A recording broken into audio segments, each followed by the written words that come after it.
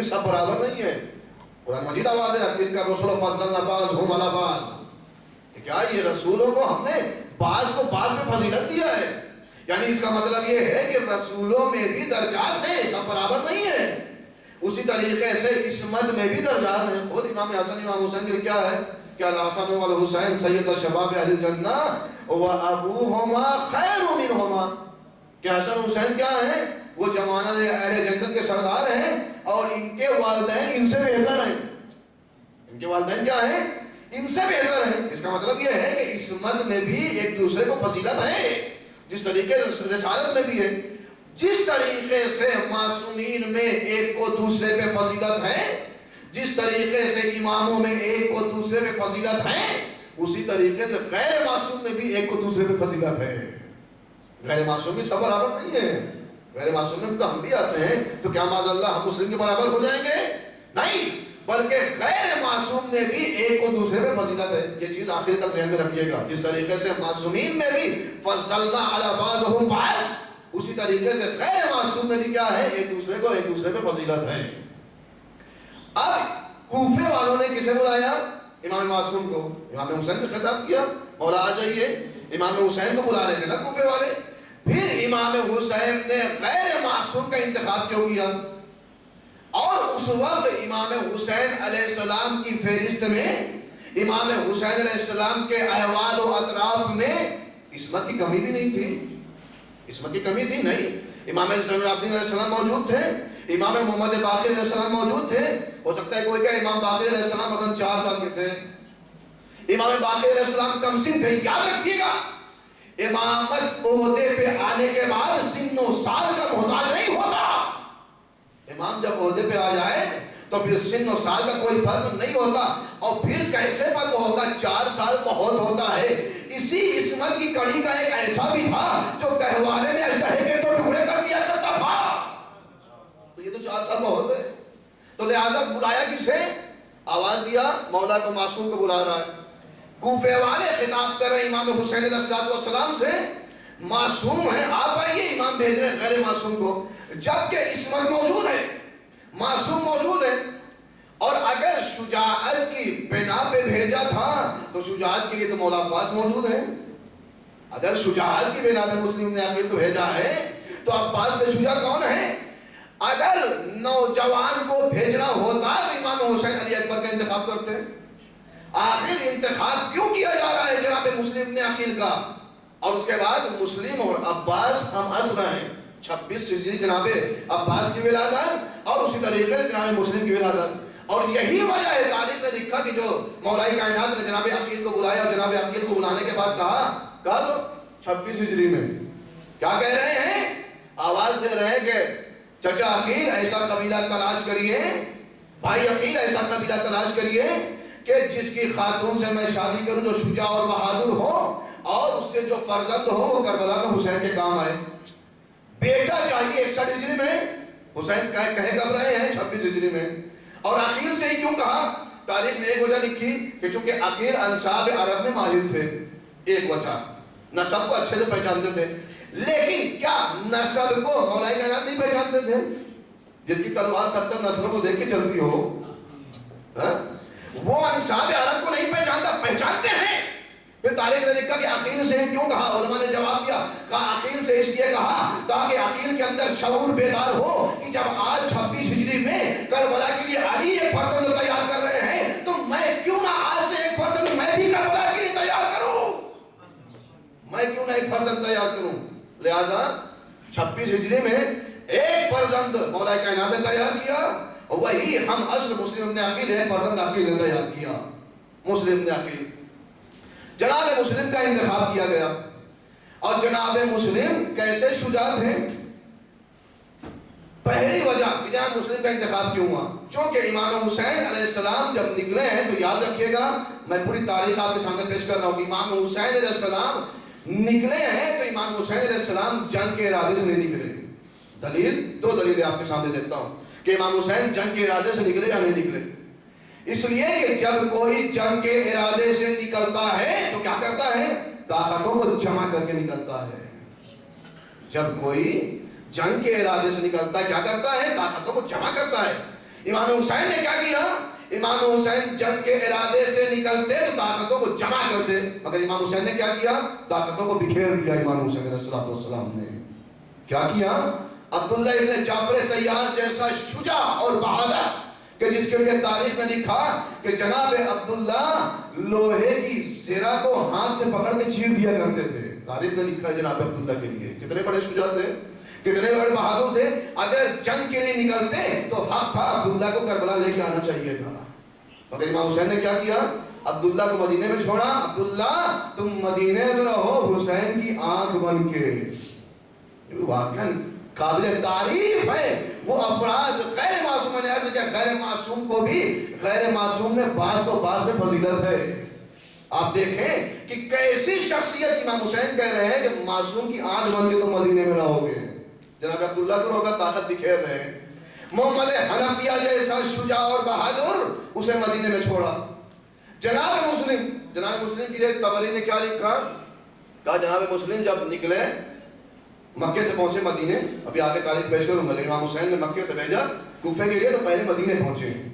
مدینے جانے کے بعد مدینے سے نکلے، دو دلیل کو لیا، دلیل یعنی جو راستہ دکھانے والے، چونکہ پہلے تو ایسے راستہ نہیں تھا کہ یہ ہائی وے پکڑ لیجیے سیدھے پہنچ جائیں گے، نہیں، بلکہ رہنما لے کے چلتے تھے، یہ راستہ بتائیں گے۔ لہذا دو دلیل لے کے چلے جناب مسلم، راستے میں ان دونوں دلیلوں کا پیاس کی وجہ سے انتقال ہو گیا۔ طبری نے کیا لکھا؟ کتنی بڑی خیانت طبری نے کیا، تاریخ طبری نے لکھا کہ جناب مسلم نے وہاں سے لیٹر لکھا امام حسین کو کہ مولا یہ دو دلیل ہم لے کے نکلے تھے اور یہ راستے میں مر گئے ہیں، ہمیں اب شگن معلوم ہوتا ہے، ہم کو بلا لیجئے، ہم کو واپس بلا لیجئے۔ امام حسین نے جواب دیا کہ آپ مسلم تمہیں کوئی چیز واپس آنے کے لیے نہیں روک رہی ہے، اگر روک رہی ہے تمہارا خوف، یعنی امام حسین کیا کہہ رہے ہیں جناب مسلم سے؟ تم ڈر رہے ہو۔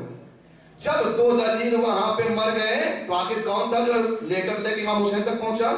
تو طبری نے لکھا کہ نزدیک ایک قبیلہ تھا، اس قبیلے کا ایک آدمی جو ہے لے کے امام حسین تک لیٹر پہنچا۔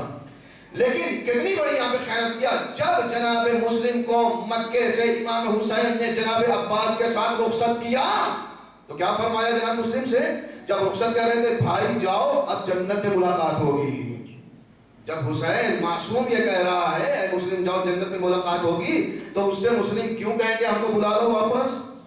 ہمیں ڈر لگ رہا ہے، ہمیں خوف آ رہا ہے، ہمیں بزدلی آ رہی ہے۔ لہٰذا یہاں پہ طبری نے کیوں لکھا؟ یہاں پہ تاریخ نے آگے بڑھ کے جواب دیا، کیوں؟ اس لیے کہ طبری نے تاریخ میں پڑھا ہے کہ جب سورہ برات کی تبلیغ کے لیے رسول اللہ نے کسی کو بھیجا تو جیسے ہی آتے راستے پہ پہنچے تھے ایک مرتبہ آیت نازل ہوئی، اے رسول ایک کام کریے، یا تو خود جائیے یا اپنے جیسے کو بھیجیے۔ رسول اسلام نے مولا کائنات کو بلایا، کہا علی جاؤ اس کام کے لیے تم جا سکتے ہو۔ مولا کائنات پہنچے ہیں اور خلیفہ اول کو راستے میں روکا اور روکنے کے بعد کہا اب واپس جائیے، یہ بزدلوں کا کام نہیں ہے، یہ بہادروں کا کام ہے، یہ شجاعت والوں کا کام ہے۔ انہیں واپس بھیجا۔ طبری نے اپنے بزرگان کی بزدلی کو چھپانے کے لیے بنی ہاشم کے شعر کو بزدل کہہ رہا ہے۔ صلوات پڑھیں گے محمد و آل محمد پر۔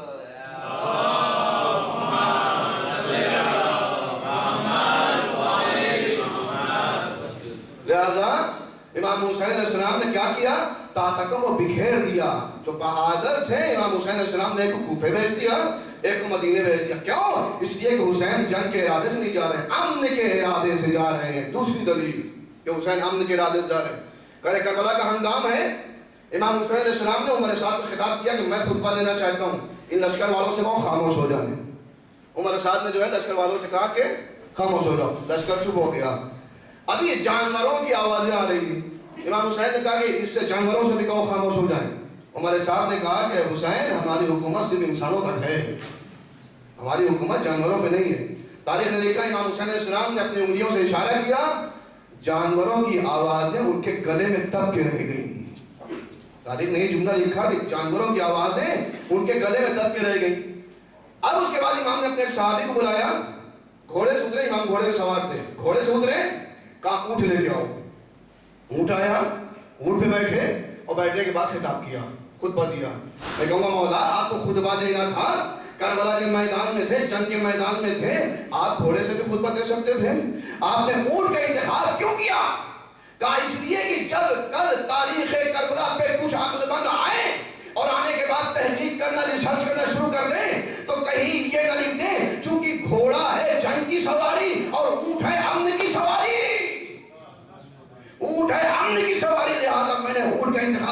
تاکہ تاریخ لکھے کہ حسین امن کے لیے آئے تھے، حسین جنگ کے لیے نہیں آئے تھے۔ تو ایک بات۔ دوسری بات، دوسری دلیل کہ جناب مسلم کو کیوں بھیجا؟ پہلی چیز کہ امام حسین نے طاقتوں کو بکھیر دیا، طاقتوں کو جنگ کر کے امام حسین نہیں گئے۔ دوسری چیز، بنی امیہ نے، شام کی حکومت نے، یزید کے باپ ملعون نے کیا کیا؟ کہا کہ جناب عقیل کو شام میں اس طریقے سے بدنام کر دیا گیا تھا، جناب عقیل کی شخصیت کو داغدار کر دیا گیا تھا۔ کیا لکھا گیا؟ کہا جناب عقیل آخر عمر میں آئے اور آنے کے بعد مولا کائنات کے پاس پہنچے کے بعد کہا یا علی ہمیں جو ہے وہ تھوڑا سا، ہماری اولاد زیادہ ہے لہٰذا ہمیں جو ہے مال جو ہے تھوڑا زیادہ دے دیا کریے۔ تو آپ کو واقعہ معلوم ہے کہ مولا کائنات نے جو ہے وہ جلتا ہوا چراغ، جلتا ہوا جو ہے چمٹا اٹھایا اور جناب عقیل کو فرق دیا۔ مولا کائنات نہیں دیا تو کیا ہوا؟ تاریخ شام نے جناب عقیل کو کردار کو داغدار کیا۔ کہا جناب عقیل کہاں پہنچے؟ معاویہ کے پاس۔ اور پہنچنے کے بعد جناب عقیل نے کہا کہ جو ہے وہ ہم جو ہے تم سے مطالبہ کرتے تم ہمیں دو، اور آخر وقت میں معاویہ نے عقیل کی مدد کیا اور عقیل نے علی کا ساتھ چھوڑ دیا۔ عقیل نے علی کا ساتھ چھوڑ دیا۔ یہ تاریخ شام سے ہو کے کوفے تک آگے، کوفے والوں کو یہ معلوم تھا کہ عقیل نے آخر وقت میں علی کا ساتھ چھوڑ دیا ہے، اور عقیل کے کردار پہ ایک داغ لگ گیا، تو لہٰذا حکیم کربلا کی یہ ذمہ داری تھی کہ اپنے چچا کے کردار پہ لگے ہوئے داغ کو مٹائے اور اس داغ کو ختم کرے۔ لہٰذا تاریخ نے لکھا کوفے میں جب مسلم کو امام حسین علیہ السلام نے بھیجا، اور جب مسلم پہنچے اور کوفے والوں نے دیکھا کہ مسلم حسین کے نام پہ بیعت مانگ رہے ہیں، حسین کے لیے بیعت کا مطالبہ ہو رہا ہے، تب کوفے والے یہ سمجھے کہ نہ عقیل نے علی کا ساتھ چھوڑا تھا، نہ عقیل کے بیٹے نے علی کے بیٹے کا ساتھ چھوڑا ہے۔ صلوات پڑھیں گے محمد و آل محمد پر۔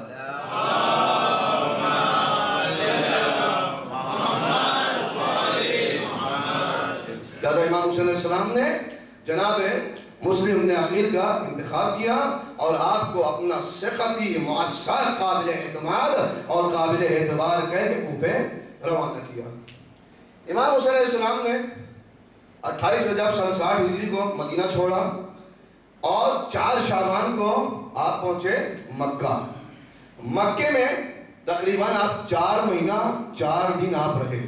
8 ذیلحجہ کو آپ نے مکہ چھوڑا ہے۔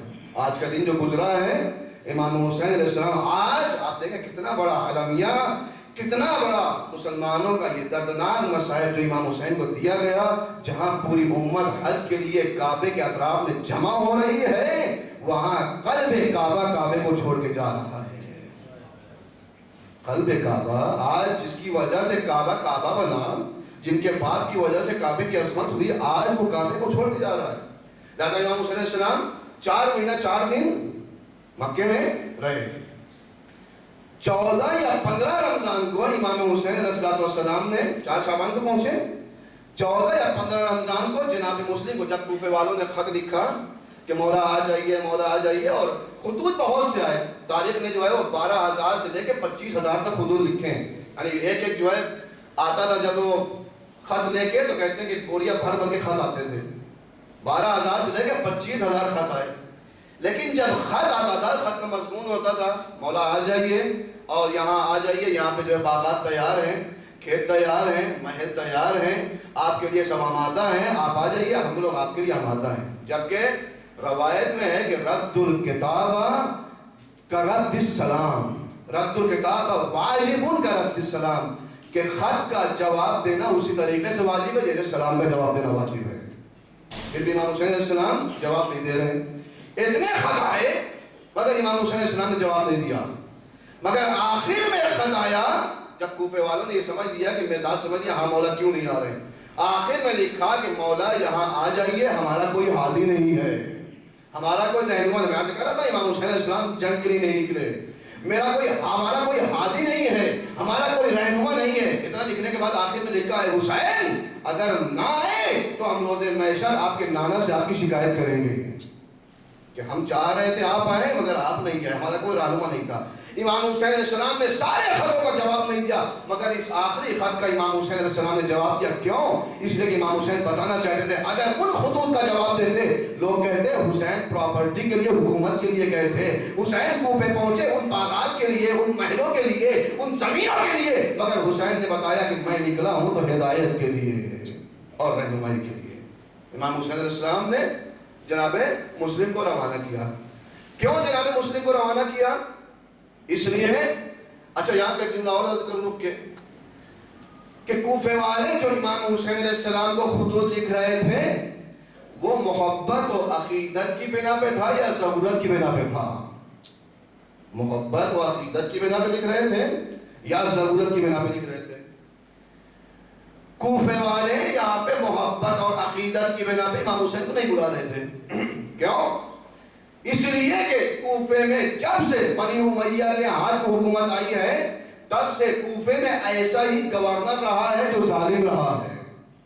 کوفے والوں نے اتنا ظلم برداشت کیا, جب بہت زیادہ کوفے والے ظلم برداشت کر چکے, اب اس کے بعد یہ فطرت انسانی ہے کہ جب انسان ایک دم ظلم میں گھر جاتا ہے پھر چاہتا ہے کوئی معصوم آئے اور آنے کے بعد اسے سہارا دے. پھر چاہتا ہے, یہ صرف شیعہ مسلک میں نہیں, ہر مسلک میں. یہودی بھی یہ کہتا ہے جب جو ہے وہ دنیا ظلم جور سے بھر جائے گی کوئی کریم آئے گا اور آنے کے بعد ظلم کو ختم کرے گا. عیسائی بھی کہتے ہیں جب ظلم سے دنیا بھر جائے گی ایک مسیح آئے گا اور آنے کے بعد ظلم کو ختم کرے گا. ہندو بھی کہتے ہیں جب دنیا ظلم سے بھر جائے گی ایک اوتار آئے گا اور آنے کے بعد اس ظلم کو ختم کرے گا. ہم بھی تو یہی کہتے ہیں جب دنیا ظلم سے بھر جائے گی امام معصوم آئے گا اس ظلم کو ختم کرے گا. لہذا کوفے والوں کو ضرورت تھی, ضرورت کی بنا پہ کوفے والوں نے یہ خط لکھا. وگرنہ بعض خطوط کیسے آئے, مولا آ جائیے ہمارا کوئی امام نہیں ہے. کیا کوفے میں صرف شیعہ تھے؟ کوفے میں غیر شیعہ بھی تھے. یہ خود خط کا یہ انداز بتا رہا ہے کہ کوفے میں غیر شیعہ بھی تھے. کیا لکھا؟ کہ مولا آ جائیے یہاں کوئی امام نہیں ہے. شیعوں کا کب سے عقیدہ ہونے لگا کہ ان کا امام نہیں ہے؟ شیعوں کا کب سے یہ عقیدہ ہو گیا کہ ان کا کوئی امام نہیں ہے؟ شیعہ کا ہمیشہ سے یہ عقیدہ ہے کہ ہمارا امام ہر زمانے میں موجود ہے, ہر زمانے میں ہمارا امام ہے. لہذا کوفے والوں نے ضرورت کی بنا پہ خط لکھا. اسی لیے اگر محبت و عقیدت کی بنا پہ خط لکھتے تو کوفے والے صرف انتظار ہی نہ کرتے بلکہ انتظام بھی کرتے, مگر ضرورت کی بنا پہ تھا. لہذا انتظار تو تھا امام معصوم کا مگر کوئی انتظام نہیں تھا. مثال دوں آپ کے سامنے, آپ ایک عالم دین کو بلاتے ہیں مجلس پڑھانے کے لیے. جب مجلس کا وعدہ ہوتا ہے پھر آپ اس سے پوچھتے ہیں آپ کیسے آئیں گے, ٹرین کا ٹکٹ دیں آپ کو یا فلائٹ کا ٹکٹ دیں. اس کے بعد کتنے بجے آپ کی ٹرین یا فلائٹ پہنچے گی, پھر آپ کسی کو ریسیو کرنے بھیجتے ہیں, پھر وہ آتا ہے, اس کے آنے کے بعد آپ بستر نہیں لگاتے. وہ پہنچتا ہے, پہنچتے ہی جو ہے ناشتہ بستر وستر سب لگا رہتا ہے, کولر اے سی سب چالو رہتی ہے. کیوں؟ اس لیے کہ آپ نے بلایا ہے تو آپ نے انتظام کیا ہے. کیوں انتظام کیا ہے؟ اس لیے کہ انتظار بے معنی ہو جاتا ہے اگر انتظام نہ ہو. وہ انتظار کیا ہے؟ بے معنی ہے اگر انتظام نہ کیا جائے. کوفے والے امام حسین علیہ السلام کو بلا تو رہے تھے مگر انتظام تھا نہیں تھا. ہوتا کیا ہے جب انتظار ہو اور انتظام نہ ہو تو امام معصوم کوفے کے نزدیک سے نکل جاتا ہے مگر کوفے میں ظہور نہیں کرتا. امام معصوم کوفے کے نزدیک سے نکل جائے گا مگر ظہور نہیں کرے گا. آج ہمارے ساتھ بھی یہی ہے.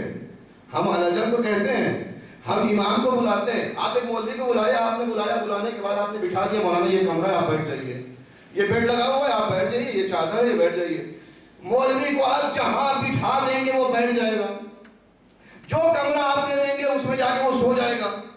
مولوی سوال نہیں کرے گا اس کمرے میں جہاں ہمیں اس چادر لے جا رہا ہے اس چادر کا خمس دیا یا نہیں دیا ہے, وہ سوال نہیں کرے گا. جس گھر میں آپ بٹھا دیں گے وہ سوال نہیں کرے گا یہ گھر غصبی ہے یا تمہارا خود کا ہے, یہ جو کھانا لے کے آ رہے ہو یہ حلال رقم کا ہے یا حرام رقم کا ہے. مولوی سوال نہیں کرے گا, جو آپ دیں گے وہ کھا لے گا. مگر یاد ہے کیوں؟ اس لیے کہ مولوی کو کچھ پتا نہیں ہے, ان سے کچھ چھپا نہیں ہے, ان سے کچھ چھپا نہیں ہے. ہمارے پاس ایک کمرہ کی جب امام بلاتے ہیں نا, امام کو انتظام ہے یا نہیں ہے.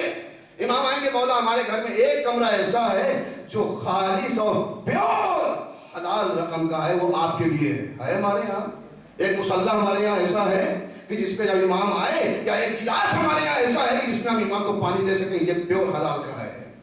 ہم غور کریں، ہم کوفے والوں کو بڑی آسانی سے ہم پورا کہہ دیتے ہیں، لیکن یاد رکھیے گا جس زمانے میں یہ صفت جس قوم میں پائی جائے گی، یاد رکھیے گا وہ کوفی قوم ہے، مگر کوفہ پورا نہیں ہے۔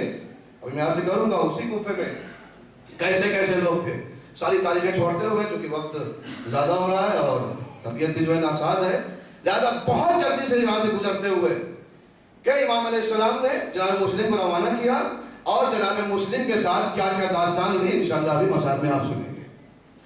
ادھر جب جناب مسلم پہنچے، بیعت لینا شروع کیا، تقریباً تاریخ نے لکھا 18,000 لوگوں نے جناب مسلم کی بیعت کیا، اور جب بیعت ہو گئی، حاکم کون تھا اس وقت؟ نعمان ابن بشیر، کوفے کا حاکم نعمان ابن بشیر۔ سب سے پہلے جب جناب مسلم پہنچے کس کے یہاں رکے؟ جناب مختار کے گھر میں جناب مسلم رکے سب سے پہلے۔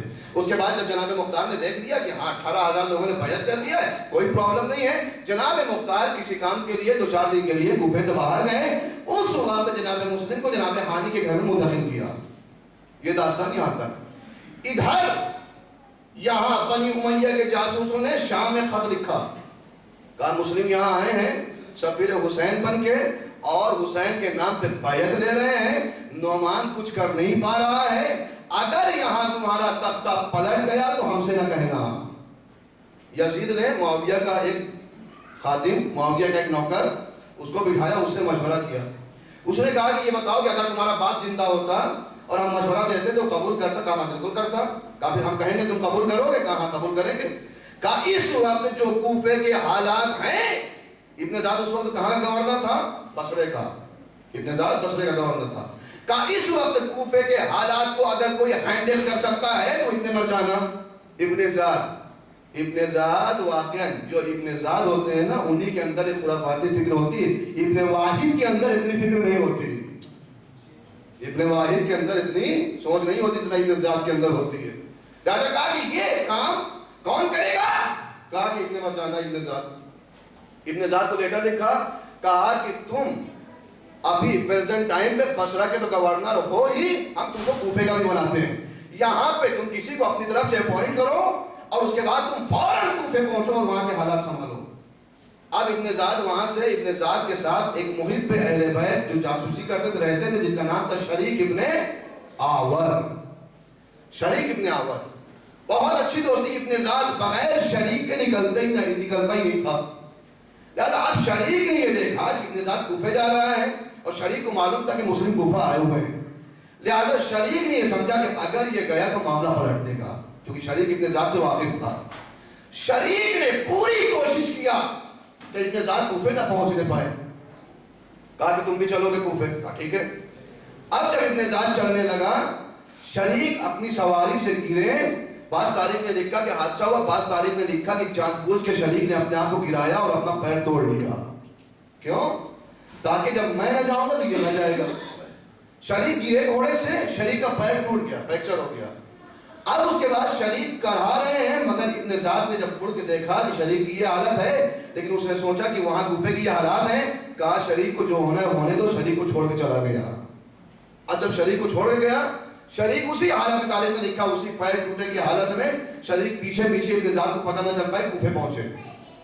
اور کوفے پہنچنے کے بعد اب ابن زیاد وہاں جب کوفے کے نزدیک پہنچا تو طے یہ ہوا کہ آخر جایا کیسے جائے، چونکہ 18,000 لوگ بیعت کر چکے ہیں، 18,000 لوگ کم نہیں ہوتے۔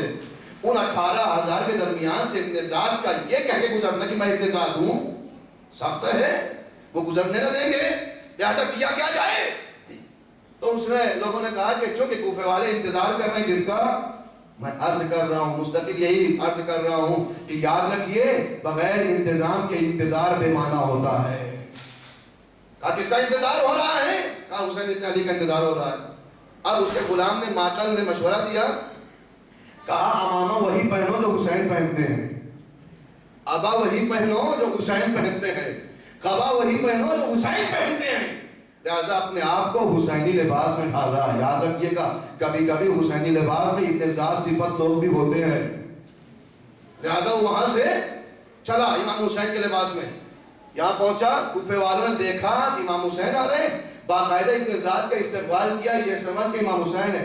ابن زاد آ رہا تھا، لوگ لبیک یا حسین بے ابی انت و امی کا نعرہ لگا رہے تھے. ابن زاد گزر رہا ہے، لبیک یا حسین کا نعرہ لگ رہا ہے.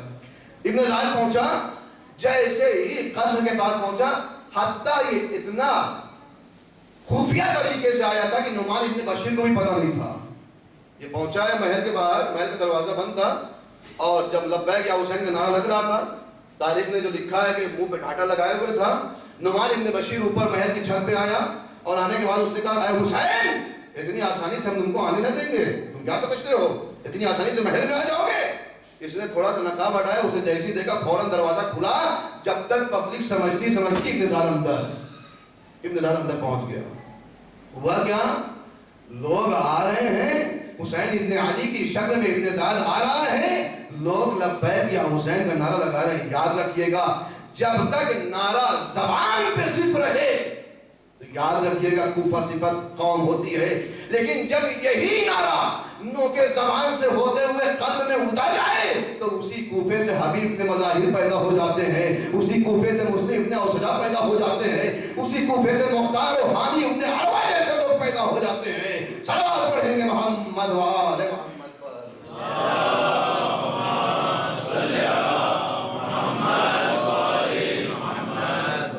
لہذا ابن زاد داخل ہوا، اور اس کے بعد ساری قتل و غارت کری کہ جو بھی جو ہے مسلم کے ساتھ رہے گا. حتیٰ ایک ایک گھر کی تلاشی لی گئی، اگر کہیں مسلم ہے یا کوئی مسلم کا حامی ہے اسے قتل کر دیا جائے. خریدا گیا، بڑے بڑے سرداروں کو خریدا گیا، سرداران کو خریدا گیا. انہی سرداران میں قبیلہ بنی مزحج کا سردار جناب حانی ابن عروہ، جناب حانی ابن عروہ، آج جو شہادت ہے دونوں کی شہادت ہے. جناب حانی ابن عروہ یہ بھی جناب مسلم کے ساتھ، جناب مسلم سے پہلے شہید ہوئے. اب اس وقت مسلم کہاں کا مظاہرہ کیا؟ جناب مختار جب چلے گئے جناب حانی کے گھر میں. شریک ابن عامر، کسی نے ابن زاد کو اطلاع دیا کہ جو تمہارا ساتھی تھا شریک ابن عامر وہ کوفے میں دیکھا گیا ہے. ابن زاد بہت اچھا دوست تھا، لہذا کہا کہ ملنے چلے. کہاں ہے؟ حانی کے گھر میں ہے. شریک کو اطلاع دی گئی کہ ابن زاد ملنے آ رہا ہے. شریک نے بلایا جناب حانی کو، جناب مسلم کو، کہا دیکھو ہم جانتے ہیں ابن زاد کو، وہ ملنے آئے گا، اکیلے آئے گا، ہم پر اسے کوئی شک نہیں ہے. وہ آئے گا ہم سے ملنے، ہم سے ملاقات کرے گا، درمیان میں ہم جب موقع دیکھیں گے ہم آواز دیں گے پانی پانی پانی کا مطالبہ کریں گے. جناب مسلم سے کہا آپ نکلیے گا، نکل کے ابن زاد کو قتل کر دیجیے گا. بات ہو گئی. ابن زاد اپنے غلام ماقل کے ساتھ پہنچا، اور پہنچنے کے بعد وہاں پہ گفتگو کر رہا، اور کیسے ٹھیک ہو، طبیعت ٹھیک ہے، حالات ٹھیک ہے، سب پوچھ رہا ہے. اس کے بعد اچانک سے شریک نے کہا کہ جو ہے پانی پلا دو، کوئی ہمیں پانی پلا دے. ایک بار کہا، دو بار کہا، جناب مسلم نہ نکلے. شریک نے یہ سوچا کہ مسلم سوچ رہے ہیں کہ اگر میں نکلوں گا قتل کر دوں گا، اور نہ قتل کر پایا تو بعد میں شریک ابن عامر بھی مارا جائے گا، حانی بھی مارے جائیں گے. شریک نے کیا کہا اب اتنی پانی کی طلب لگی ہوئی ہے کہ اگر مجھے موت بھی آ جائے تو کوئی فرق نہیں پڑتا، مجھے موت بھی آ جائے. تب بھی جناب مسلم نہیں نکلے. جو ابن زاد کا غلام تھا اس کے دماغ میں بات کلک ہوئی، آخر اچانک سے چلا کیوں رہا ہے. پکڑا ابن زاد کا ہاتھ، باہر لے کے آیا، کہا کہ پانی نہیں مانگ رہا تھا، یہ کوڈ ورڈ تھا، کچھ نہ کچھ پلاننگ تھی، اور ہے نہ ہو مسلم یہی ہیں، اور جو ہے تمہیں قتل کرنے کا ارادہ تھا. جب جناب مسلم نکل کے آئے، شریک نے پوچھا کہ یہ بتائیے کہ آپ نے قتل کیوں نہیں کیا؟ اتنا اچھا موقع تھا، گیا موقع ہاتھ سے آپ نے جانے دیا، موجود تھا قتل کر دیتے، کوئی نہیں تھا، اکیلے آیا تھا. جناب مسلم نے آواز دیا، یہ ہم سب کے پیغام ہے. جناب مسلم نے فرمایا یاد رکھو میں آج قتل تو کر دیتا، مگر جب کل تاریخ کربلا پہ کتاب لکھی جاتی تو لکھنے والا یہ کہہ دیتا حسین کا سفیر ایسا تھا جس نے دھوکہ دے کے قتل کیا. حسین کا سفیر ایسا تھا جس نے دھوکہ دے کے قتل کیا. میرے مولا پہ انگلی اٹھائی جاتی، یاد رکھو قتل ہونا گوارا ہے، مگر میرے مولا پہ کوئی انگلی اٹھائے یہ گوارا نہیں ہے. صلوات پڑھیں محمد و آل محمد.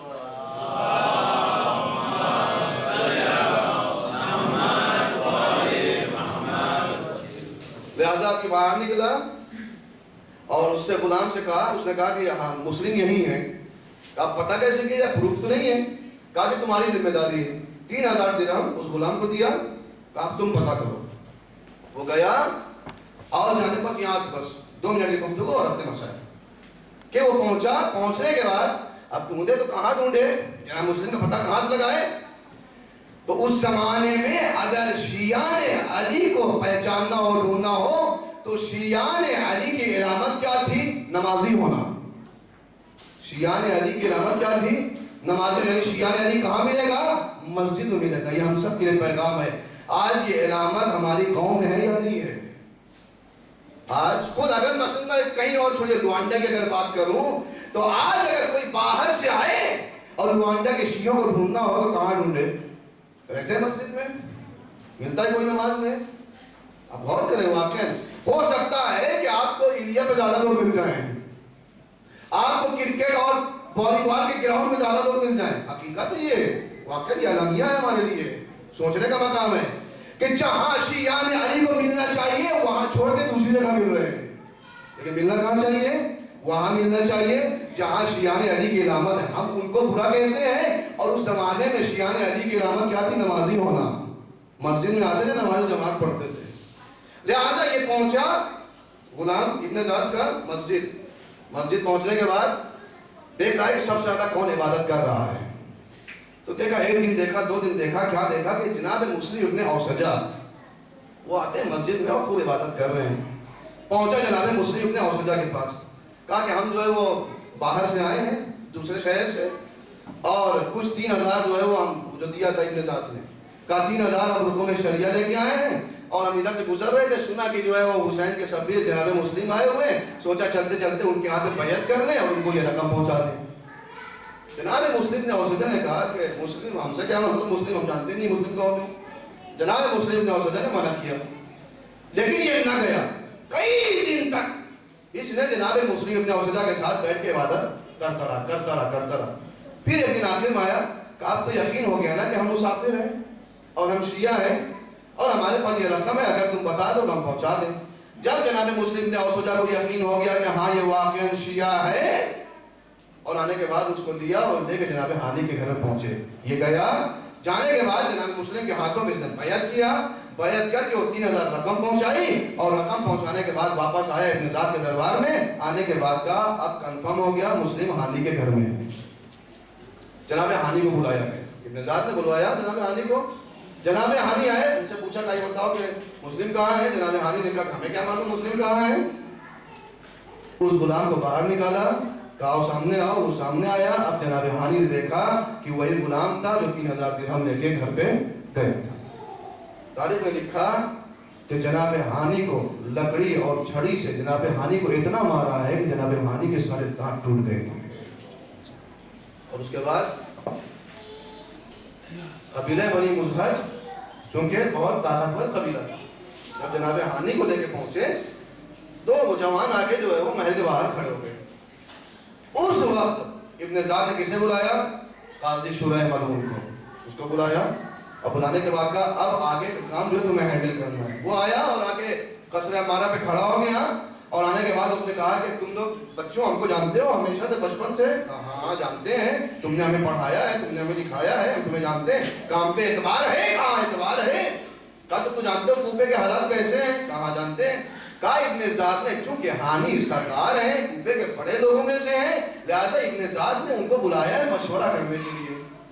وہ اندر مشورہ کرے، بڑے لوگوں سے مشورہ کیا جاتا ہے، لہٰذا تم سب جاؤ واپس چلے جاؤ. اور وہ قبیلے والے واپس چلے گئے. بعد میں تاریخ میں لکھا کہ ہانی کو قتل کر کے ہانی کے لاشے کو کوفے کے باہر پھینکوا دیا گیا. جناب ہانی کی قربانی ہوئی. اور اس کے بعد میں نے عرض کیا کہ جب کبھی آپ کسی عالم کو یا کسی کو آپ ریسیو کرنے جاتے ہیں ایئرپورٹ یا اسٹیشن، اور جب آپ اسے ریسیو کرتے ہیں اسے معلوم ہے ہم ایک مجلس پڑھ کے ہم ابھی چلے جائیں گے، جس طریقے سے ہمیں ریسیو کرنے آئے ہیں اسی طریقے سے ہمیں چھوڑنے بھی جائیں گے. تو پھر ہم دیکھتے نہیں ہیں کہ ایئرپورٹ سے روانڈا کی محفل تک کا راستہ کیا ہے. ہمیں دیکھنے کی ضرورت نہیں. کیوں؟ اس لیے کہ جو لے کے آیا ہے وہ ہمیں چھوڑنے بھی جائے گا. مسلم جب آئے تھے 18,000 لوگوں نے جناب مسلم کا استقبال کیا تھا. جناب مسلم نے کوفے کی گلیاں دیکھی نہ تھیں، گلیاں جانی پہچانی نہ تھیں. تاریخ نے لکھا ہے عالم یہ ہوا जनाब मुस्लिम ने जब आखिरी नमाज पढ़ी है और नमाज इशा पढ़ने के बाद जनाब मुस्लिम ने अब जो मुड़ के देखा है तो मुस्लिम यको तन्हा है, मुस्लिम के साथ कोई नहीं है। कूफे में इतने मुस्लिम होते हुए मगर हुसैन का मुस्लिम यको तन्हा हो गया। अब जो रात की तारीकी में निकले हैं, हर तरफ इब्ने ज़ाद के सिपाही टहल रहे हैं, जनाब मुस्लिम की गलियां जानी पहचानी नहीं है, जनाब मुस्लिम कूफे की गलियों में भटक रहे हैं। एक मर्तबा एक घर के बाहर जाके जनाब मुस्लिम बैठ गए। उस घर की मालकिन तवा, तारीख ने तवा नाम लिखा, जो मुहिब्बे अहले बैत थी। वाकई मुहिब्बे अहले बैत का दिल बहुत रहम दिल होता है, उसका कल्ब बहुत रहम वाला होता है। वो बाहर निकली है, उसने देखा चूंकि वो अपने बच्चे का इंतजार कर रही थी, उसके बेटे का नाम बिलाल था, वो अपने बेटे का इंतजार कर रही थी। उसने देखा ये जवान बैठा हुआ है, उसने कहा कि तुम अपने घर चले जाओ, कूफे के हालात बहुत खराब हैं। जिस तरीके से मैं अपने बच्चे के लिए परेशान हूँ, तुम्हारी माँ भी तुम्हारे लिए परेशान होगी, तुम्हारी माँ तुम्हारे लिए परेशान होगी, जाओ अपने घर चले जाओ। जनाब मुस्लिम ने कोई जवाब न दिया, वापस अंदर गई, दोबारा बाहर आई, कहा अपने घर चले जाओ, तुम्हारी माँ बेचैन होगी, परेशान होगी। जनाब मुस्लिम ने इशारा किया, थोड़ा पानी मिल सकता हो तो पिला दो। हाय साक़ी कौसर का लाल पानी मांग रहा है। हाँ मेरे अजीजों, जनाब मुस्लिम को पानी जनाब तवा ने ला के दिया। जनाब मुस्लिम ने पानी पिया, पानी पीने के बाद उसने कहा अच्छा आप पानी पी लिया, अब चले जाओ, अब अपने घर चले जाओ। अब जनाब मुस्लिम ने आवाज दिया, जिसका कोई घर न हो वो कहाँ जाए, जो गरीबुल वतन हो, जो मुसाफिर हो वो कहाँ जाए। उसने आवाज दिया, आप कहाँ के रहने वाले हैं, आप कौन हैं। कहा मदीने का रहने वाला हूँ, मैं सफीर हुसैन मुस्लिम ने अमीर हूँ। खातिमा एक मरतबा कदमों पे गिर गई, मौला तशरीफ लाइए, आप ही का घर है। जनाब मुस्लिम अंदर पहुंचे, एक गुजरा खाली किया, जनाब मुस्लिम से खाने के लिए कहा। जनाब मुस्लिम ने कहा नहीं नहीं, अभी किसी चीज की जरूरत नहीं है, बस एक काम कर दो, एक मुसल्ला ला के दे दो, मुझे नमाज पढ़ना है। जनाब मुस्लिम पूरी शब नमाज पढ़ते रहे। कौन बयान करेगा जनाब मुस्लिम की उस नमाज को। मैं कहूँगा मुस्लिम नमाज क्यों पढ़ रहे हैं, शायद यही वजह हो, इसलिए कि आज की शब ये मुस्लिम के लिए शब आशूर है। शब आशूर भी हुसैन के असहाब ने नमाज में गुजारी थी। जनाब मुस्लिम ने इबादत किया, उसका बेटा बिलाल बाहर से आया, उसे आहट महसूस हुई, बार बार मेरी माँ उस हुजरे में जा रही है, जरूर कोई ना कोई अहम चीज है जो उस हुजरे में है, जो उस कमरे में मौजूद है। गया, अब जाने के बाद जब मुतवज्जे हुआ, माँ ने समझा मेरा ही बेटा है। माँ ने कहा बेटा हुसैन का सफीर है, किसी से बयान न करना। जैसे ही माँ ने बयान किया, तारीख ने लिखा, वो फौरन उसी वक्त भागता हुआ आया और आने के बाद मोहम्मद इब्न अशअस के पास पहुंचा और उसके कान में बयान किया, मुस्लिम को कहीं तलाश करने की जरूरत नहीं है, मेरे घर में मौजूद है। अब मोहम्मद इब्न अशअस इब्न ज़ाद के पास पहुंचा, बताया, इब्न ज़ाद ने कहा कि अभी तुम्हारी जिम्मेदारी तुम पकड़ के लाओ। 500 का लश्कर मोहम्मद इब्न अशअस के साथ इब्न ज़ाद ने रवाना किया। मोहम्मद इब्न अशअस लश्कर लेके पहुंचा। जनाब मुस्लिम ने अकील को आहट महसूस हुई घोड़े और तलवारों की। जनाब मुस्लिम ने अकील खड़े हुए और खड़े होने के बाद अपनी सिरा को लगाना और तलवार को लगाना शुरू किया। तवा ने कहा मौला कहाँ जा रहे हैं, घर के अंदर आप बेहतरीन जंग कर सकते हैं। जनाब मुस्लिम ने कहा नहीं नहीं, मुझे ये गवारा नहीं है कि मेरे बहाने ये जालिम तुम्हारे घर में दाखिल हो जाए और नामहरमों की निगाहें तुम्हारे ऊपर पड़े। मैं कहूँगा हे मौला मुस्लिम, अरे आपको ये गवारा न हुआ कि तवा के ऊपर नामहरमों की निगाहें पड़े।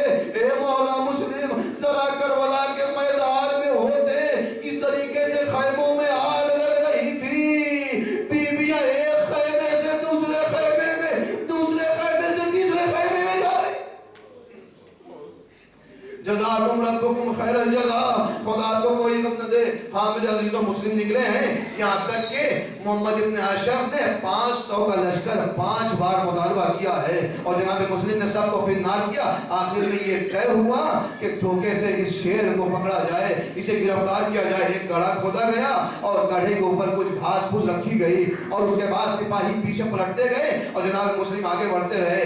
अजीजों, इब्न ज़ाद को जनाब मुस्लिम ने क्यों छोड़ा था, यही तो फरमाया था ना, सफीर हुसैन पर धोखेबाजी का इल्जाम न लगने पाए। आज उसी मुस्लिम को इब्न ज़ाद धोखे से गिरफ्तार करवा रहा है। यहाँ तक कि वो मरहला आया, जनाब मुस्लिम उस गड्ढे में गिरे हैं। तारीख ने लिखा कि अब जिसके हाथ में जो भी था, जब जनाब मुस्लिम गड्ढे में गिरे हैं, किसी ने तीर मारा, किसी ने तलवार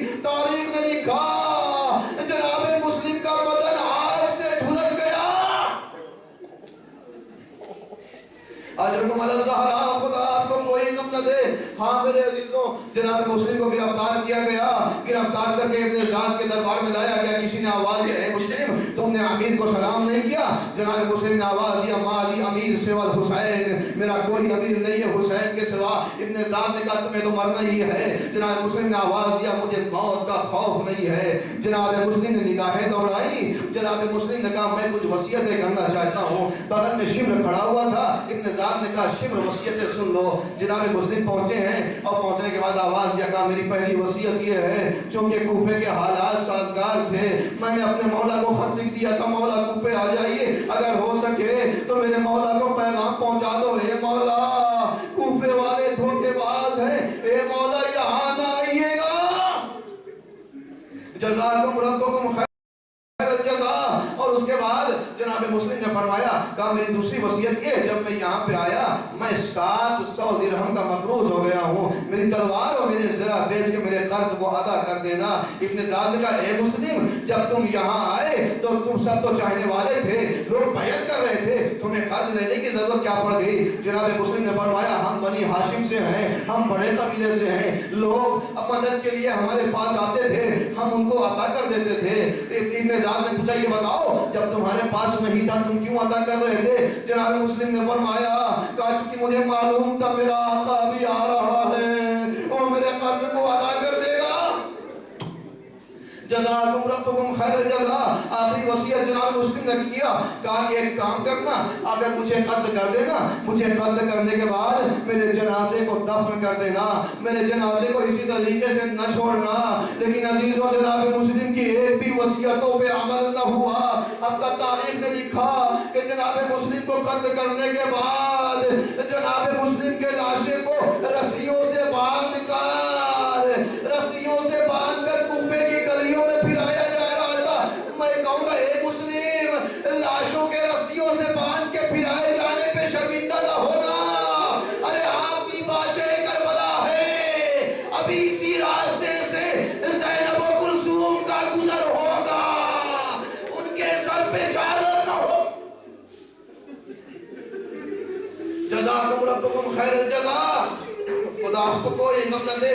ہاں میرے عزیزوں جناب مسلم کو لے کر دارالعمارہ کی بلندی پہ آیا گیا اور آنے کے بعد تاریخ نے لکھا جیسے دارالعمارہ کی بلندی پہ پہنچے ہیں جناب مسلم نے ایک مرتبہ مکے کی طرف سے جو کوفے کا راستہ تھا ادھر دیکھ کے آواز دیا السلام علیکہ یا ابا عبداللہ۔ ادھر حسین مظلوم نے قافلہ روکا، آواز دیا وعلیکہ السلام۔ جناب عباس نے پوچھا آقا کس کو سلام کیا؟ جناب عباس کی بہن رقیہ بنت علی جس کے شوہر ہے جناب مسلم نے عقیل، جناب عباس کے بہنوئی ہیں جناب مسلم، آقا کس کو سلام کیا؟ امام حسین علیہ السلام نے فرمایا عباس مسلم کو سلام کیا۔ اے عباس مسلم کو دیکھنا چاہتے ہو؟ حسین نے اپنا ہاتھ عباس کی آنکھوں پہ پھیرا۔ اب جو عباس نے دیکھا ہے کیا دیکھا کہ ظالم مسلم کی گردن پہ تلوار رکھے ہوئے ہے۔ غازی لرز نے آقا حکم کرے میں پہنچوں اور جانے کے بعد اپنی بہن کے سہاگ کو بچا لوں۔ عزیزوں جناب امام حسین نے فرمایا عباس تمہیں کربلا کے لیے آمادہ کیا ہے، اے عباس صبر کرو۔ جب عباس نے جملہ سنا فرمایا آقا اچھا ایک کام کرے اتنی اجازت دے دیں کہ جب قصر عمارہ سے مسلم کا لاشا گرے تو میں آگے بڑھ کے اپنی آغوش میں لے لوں۔ حسین نے فرمایا عباس ارے تم نے قصر عمارہ کی بلندی پہ دیکھا ہے، ذرا زمین کی طرف بھی نگاہ کرو۔ اب جو زمین کی طرف دیکھا کیا دیکھا؟ ایک بی بی ہے جو اپنے ہاتھوں کو پھیلائے ہوئے اے میرے لال مسلم آ میری آغوش میں آ جا، اے عباس وہ اماں فاطمہ۔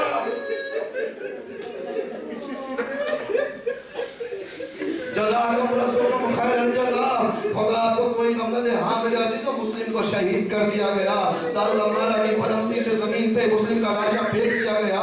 لیکن میرے عزیزوں یہاں پہ جناب امام حسین نے عباس کو بلایا، کہا عباس قافلے والوں کو بتانا ہے، اہل حرم کو بتانا ہے، اے عباس ایک کام کرو مسلم کی زوجہ کو تم جا کے بتاؤ۔ جناب عباس آئے اپنی بہن کے پاس، کہا بہن ایک وعدہ کرو کہ جو خبر میں دوں گا تم صبر کرو گی۔ کہا بھیا میں صبر کروں گی، میں علی کی بیٹی ہوں میں صبر کروں گی۔ کہا اتنا سن لو تمہارے شوہر مسلم کو کوفے میں شہید کر دیا گیا۔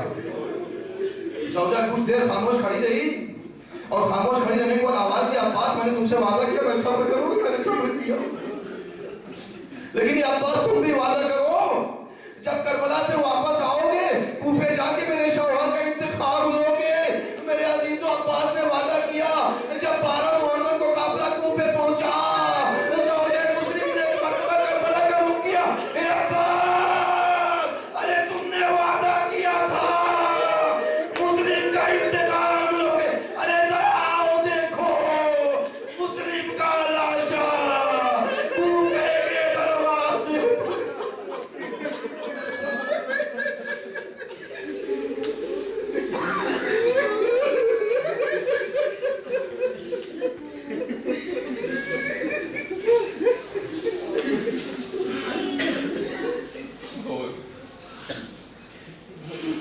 اِنَّا لِلَّهِ وَإِنَّا إِلَيْهِ رَاجِعُونَ رضا بقضاء